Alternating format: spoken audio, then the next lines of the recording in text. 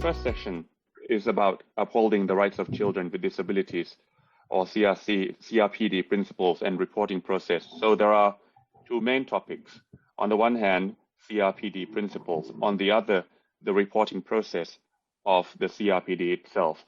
Within this half an hour presentation time, I have some 7 topics, but I'll go quickly because I can only provide you with overview of what these 2 topics entail. So we go from the ecosystem of international human rights standards to the milestone instrument of CRPD, its reporting, and the complementarity with CRC.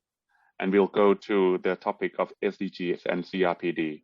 And then we'll talk about how the rights of persons with disabilities has been regionalized, so to speak. And we'll end with innovation in reporting and engagement. Let's go to the first topic of the ecosystem. The CRPD, or the Convention of the Rights of Persons with Disabilities, was adopted in 2006. It is part and parcel of a larger forest or an ecosystem. So there are 9 siblings. And of course, the first parent is a Universal Declaration of Human Rights, which gave birth to 2 twins. On the one hand, International Covenant on Civil and Political Rights, and the other is the International Covenant on Economic, Social, and Cultural Rights. CRPD itself is one of the newest instrument, post 21st century rather, and it has gained popularity in terms of the ratification numbers among states. I put red circle on 3 conventions on the screen.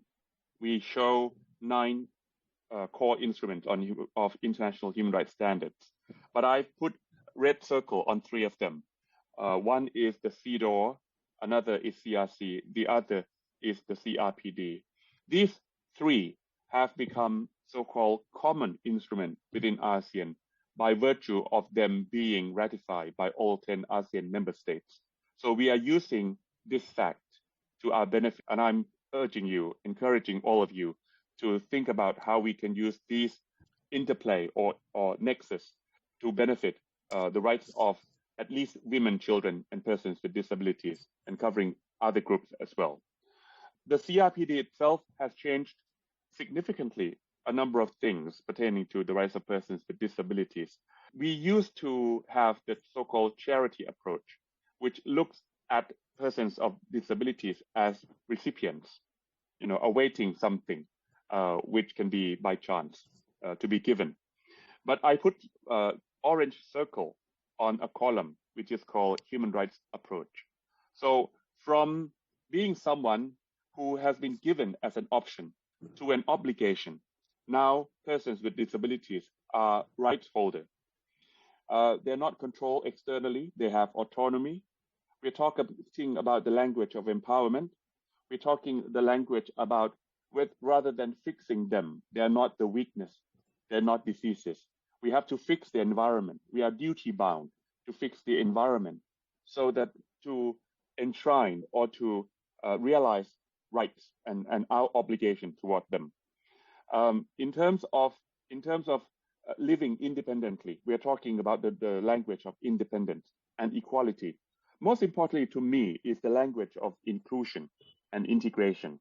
So the CRPD itself is premised on these principles. On this screen, I show on the right core principles of the CRC itself.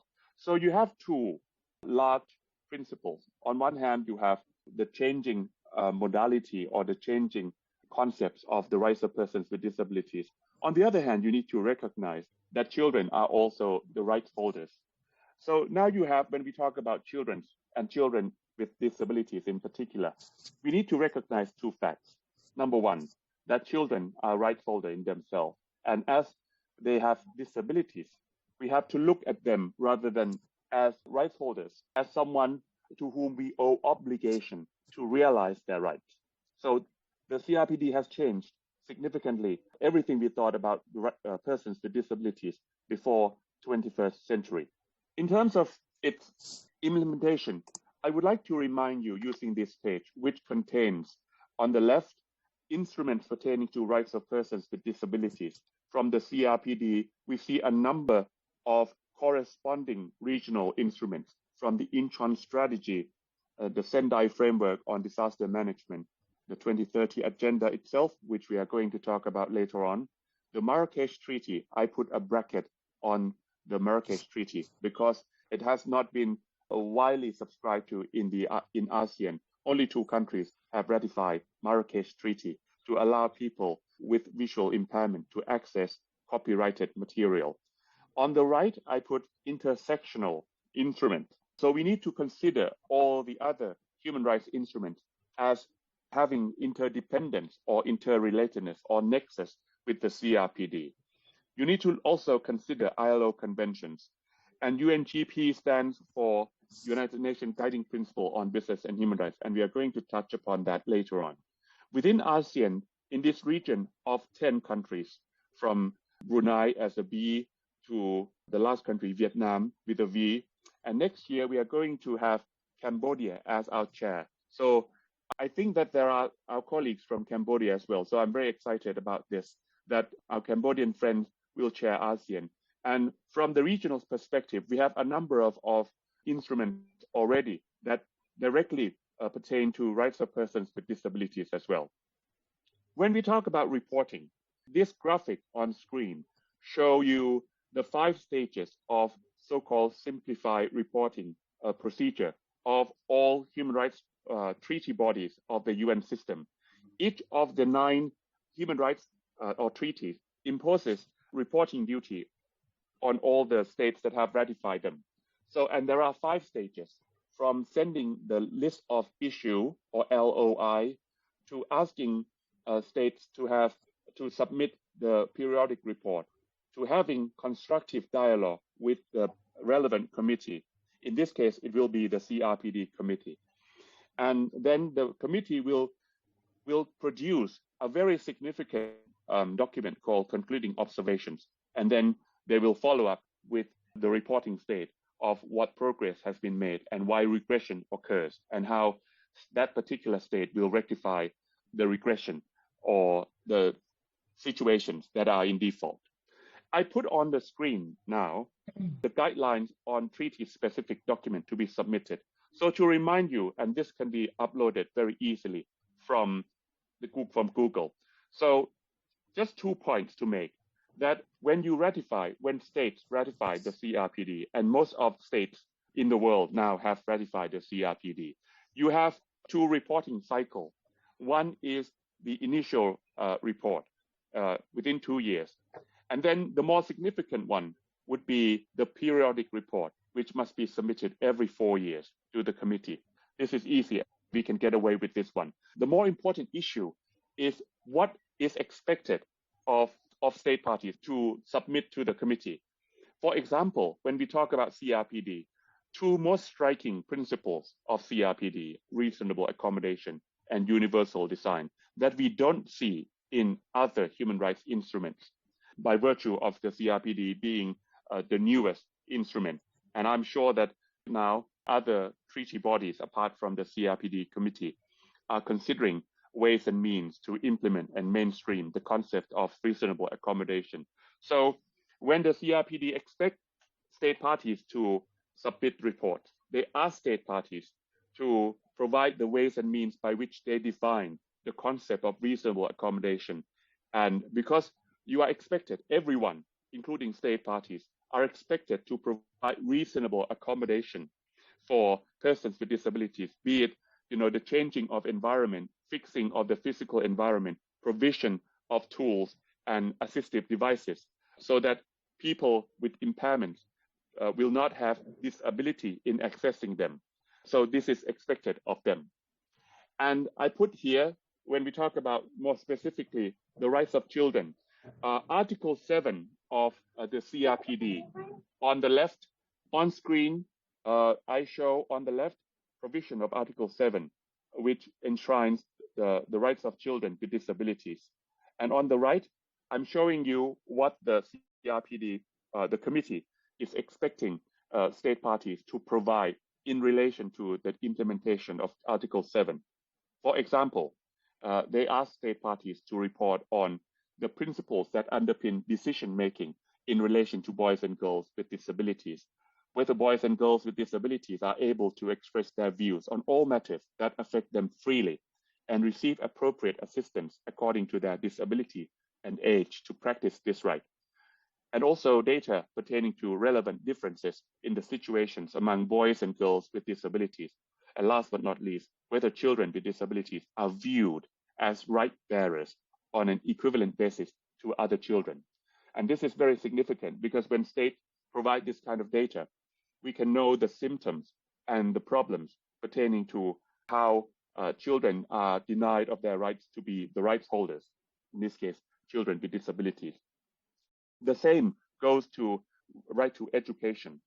And I want to highlight the bold letters of Article 24, which contains right to education for persons with disabilities.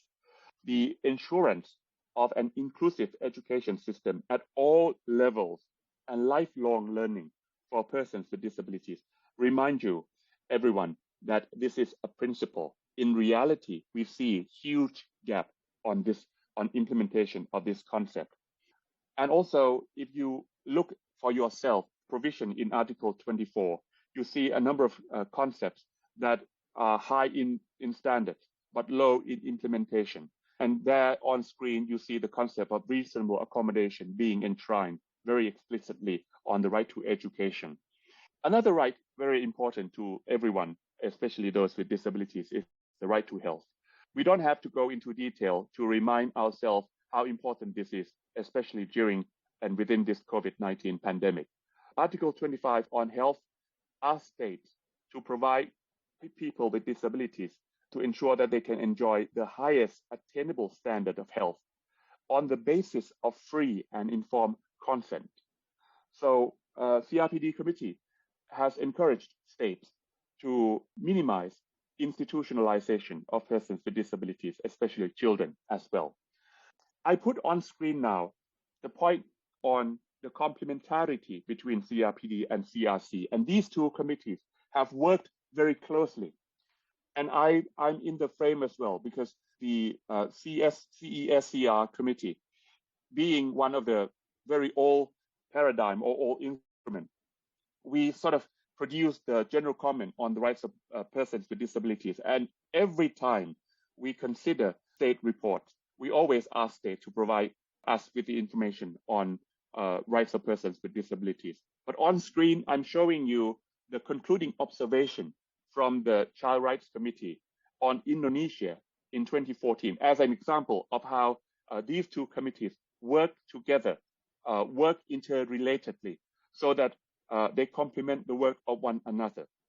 For example, on screen in paragraph 46, the CRC asked Indonesia or encouraged Indonesia to do a number of things for children with disabilities. For example, to amend legislation to ensure that discrimination on the grounds of disability is prohibited and ensure that all provisions resulting in de facto discrimination are repealed.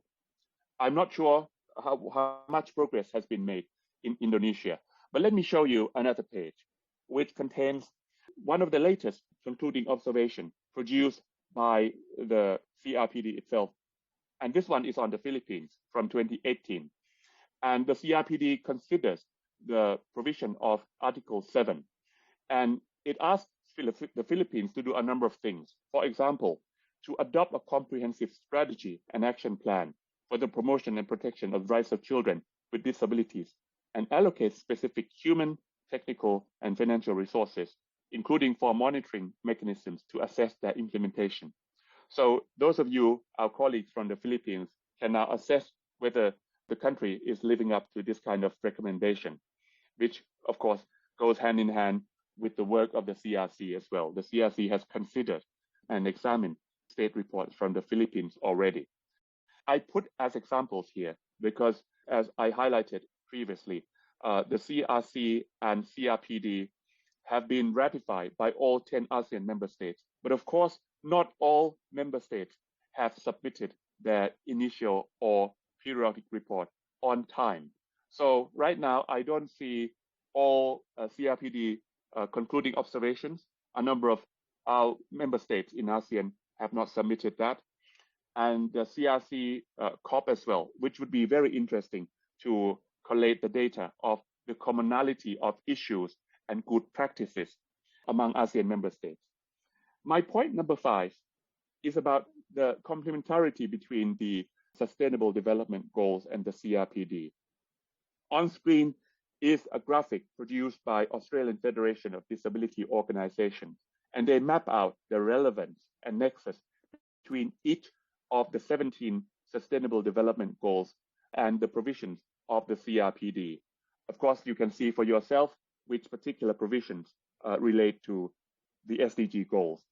But I would like to say that some of these lack CRPD provision indicators, meaning that the Australian Federation of Disability Organisations don't consider particular SDG as relevant to the CRPD, which I would personally argue that is not the case. And I will show you how, for example, Goal 12, which is lacking the relevance to CRPD. SDG 12 is about responsible consumption and production. I'll show you how it can be related to everyone, especially people with disabilities. But before I do that, let me divert a little bit and talk about a larger picture of how you can use SDGs to implement, to complement your advocacy for the implementation of a particular human rights treaty. I put as example the case of Thailand. Thailand has ratified a number of human rights, labor, and environmental treaties. I put these into separate columns. On the left, I put human rights treaties ratified by Thailand. In the middle, the labor rights treaties, and to the other end, environmental treaties ratified by Thailand. All of these pertains to SDGs to a certain extent. And of course, when you implement the SDGs successfully, in the same time, you are implementing your own obligations arising from each of these international obligations. So in a way, I think SDGs will be our portal to examine states' implementation of each of these instruments as well. Now, as a very broad, we can see broadly how the SDG has been implemented in 2021. And this report is produced by the United Nations system. I just use some example, and I want to say that we are seeing a huge regression caused by COVID-19. For example, already when we look at goal number 1, to end poverty in all its form everywhere, we see that only the developed countries has achieved this goal. In Eastern and Southeastern Asia, we achieved the goal to eradicate extreme poverty. But of course, we can only say that we achieved somewhat successfully substantial social protection coverage. But now the big gorilla in the room is how much we need to do more to rectify the regression caused by COVID-19. Education as well, goal number 4. You see, on the whole, at the global stage, we only achieved more than half of the goal that we set for back in 2015. So, and we have only less than 9 years to achieve this goal. I want to put as a thought on the horizon that despite the fact that SDGs will be monitored until 2030, doesn't mean that after that we will not have sustainable development. Sustainable development itself will continue way into cover the entire 21st century. Let me put this. I think that one of the key human rights for children is education. And the key term is inclusive education of SDG 4. And the deep blue that is designated to the ASEAN region is questionable right now. Inclusive education meaning, of course, that you provide education without discrimination and you provide access, equal access to children with disabilities and children and those without disabilities in the same room at the same time. Let me give you an example of how we have tried to regionalize. Of course, it connotes somewhat questionable goal, but I put it for you to understand that we have universal standards that we want to regionalize these universal standards in this particular region.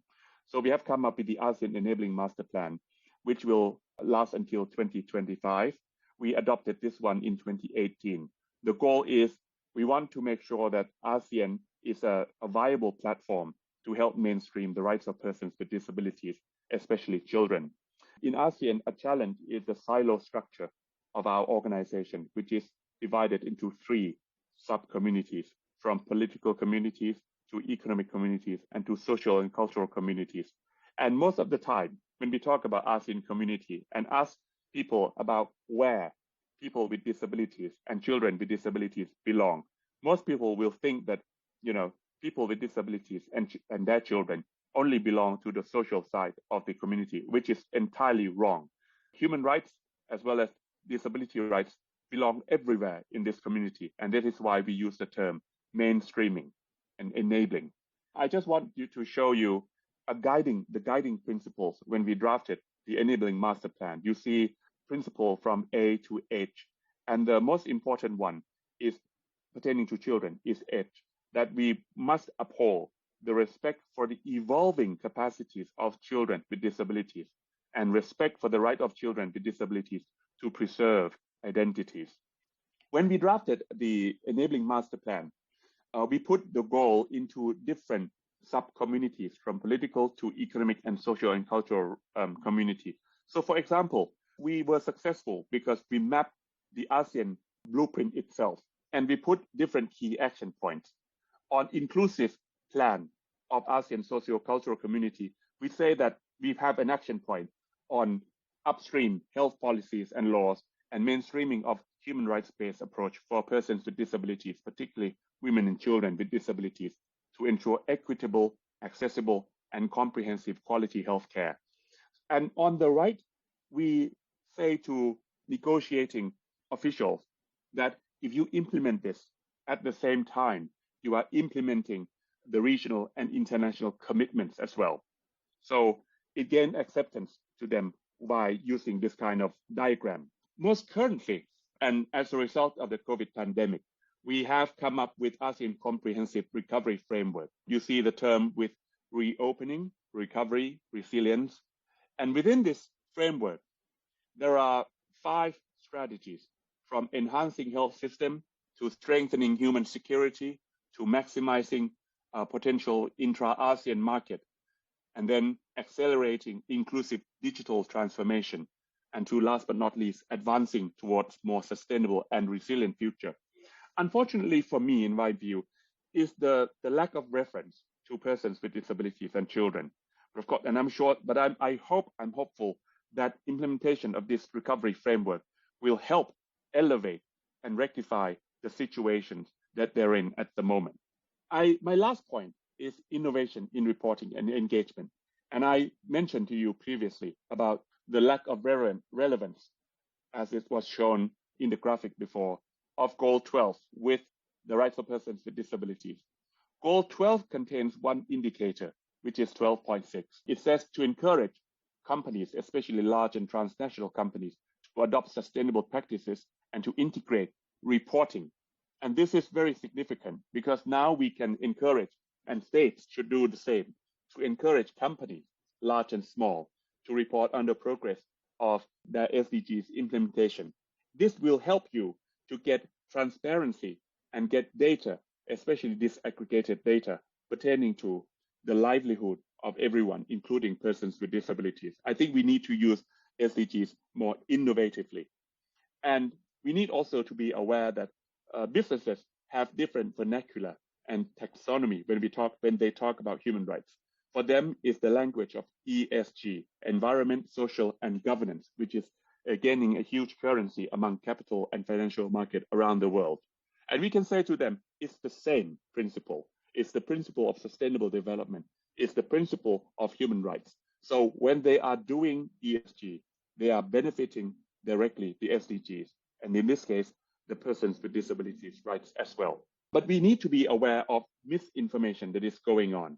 So we need to be aware that when companies disclose their information, they may be doing the so-called ESG and SDG washing, meaning that they select only a few goals and claim that they have achieved every goal, or they just not doing it realistically and claim that they have done so very actively. So in summary, and I'm using now my 30-minute allocation, I have 3 points to summarize. Number one, human rights standards and realities of their implementation, in our case, the CRPD and CRC, are deeply connected. The COVID-19 pandemic has caused regression in many areas of development, particularly for children, their education, and social engagement. Number two, reporting and disclosure based on accurate, up-to-date, inclusive, and comprehensive data is an essential tool to identify problems and opportunities and create corresponding policies to rectify impact of the pandemic. And last but not least, CSOs and our alliance can help foster innovative reporting through platforms like the Universal Periodic Review. In the case of Thailand, it was conducted yesterday on the 10th of November. And then the Sustainable Development Goals themselves. That's all I have to say. Thank you very much.